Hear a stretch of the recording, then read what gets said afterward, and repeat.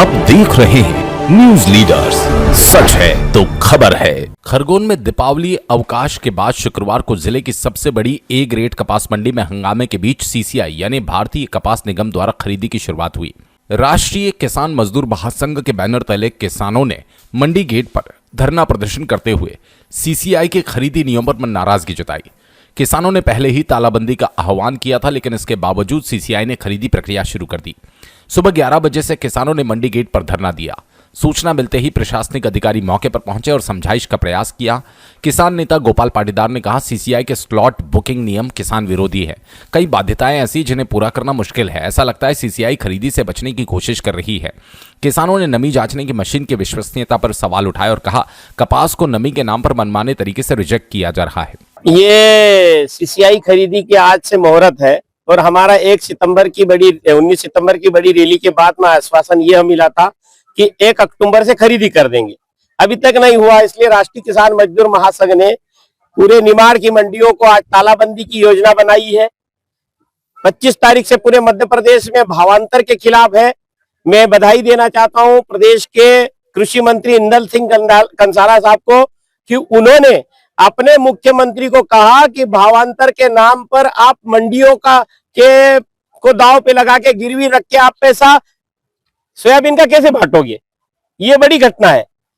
तो हम मांग करते हैं कि अगर आप सोयाबीन का भावांतर की राशि देते हो, ज्वार मक्का कपास सबके अंतर की राशि देना चाहिए। इसलिए भावांतर योजना को बंद करें और एमएसपी है और रहेगा। केंद्रीय कृषि मंत्री शिवराज सिंह जी चौहान साहब कहते हैं उसकी धज्जियां खरगोन निमाड़ में बिखेर रही है। आपके पास फुर्सत हो तो आप आकर देख लीजिए, अन्यथा आपका इस्तीफा दीजिए। हमको अब झूठ नहीं चाहिए, सत्य किम प्रमाण। सत्य को प्रमाण की आवश्यकता नहीं है।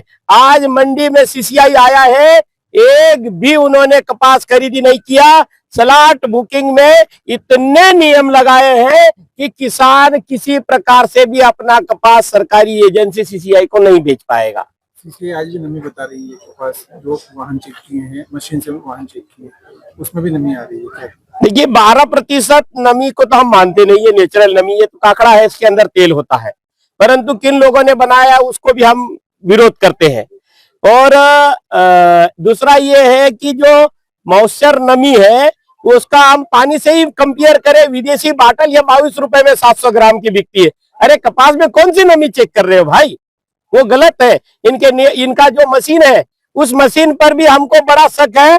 ये एक तरफा मशीन है, मशीन हमको ला कर दे या फिर हम चंदा करके देते हैं, ये मशीन हमको ला कर दे। ये मशीन भी संदिग्ध है, इसकी जांच करवाना चाहिए, इसकी एसआईटी जांच होनी चाहिए। अगला कदम हमारा, अभी हम धरने पर बैठे हैं, ये हमारा आज का तालाबंदी का कार्यक्रम है। इसके बाद का अगर शासन प्रशासन नहीं चेतता तो इसका बड़ा कार्यक्रम होगा जेल भरो आंदोलन। हम जेल में जाएंगे, गांधीवादी तरीके से आंदोलन करेंगे और संपूर्ण जेलों को भर के हम कहेंगे कि भाई देश को आजाद में हमारे पूर्वज निकल गए, आज आजाद देश में किसानों को गुलाम बनाकर जेल में भेजा जा रहा है। ये देश के नीति निर्धारकों को, राजा को, सबको सोचने का, विचार करने का समय है।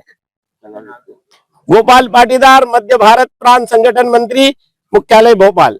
वहीं सीसीआई अधिकारी ने कहा कि बुकिंग प्रक्रिया पूरी तरह ऑनलाइन है। किसान स्वयं स्लॉट बुक कर सकते हैं और खरीदी समर्थन मूल्य पर की जा रही है। बताया गया कि शुक्रवार को स्लॉट बुक करने वाले 5 किसानों में से सिर्फ 2 किसानों का कपास खरीदा गया, जबकि 3 किसानों का माल नमी और क्वालिटी के कारण रिजेक्ट कर दिया गया। कपास खरीदी को लेकर मंडी में माहौल गर्म रहा और किसानों का धरना पूरे दिन जारी रहा। न्यूज लीडर्स के साथ बने रहिए और ताजा अपडेट के लिए चैनल को सब्सक्राइब करें। खरगोन से जमीर मंसूरी की रिपोर्ट।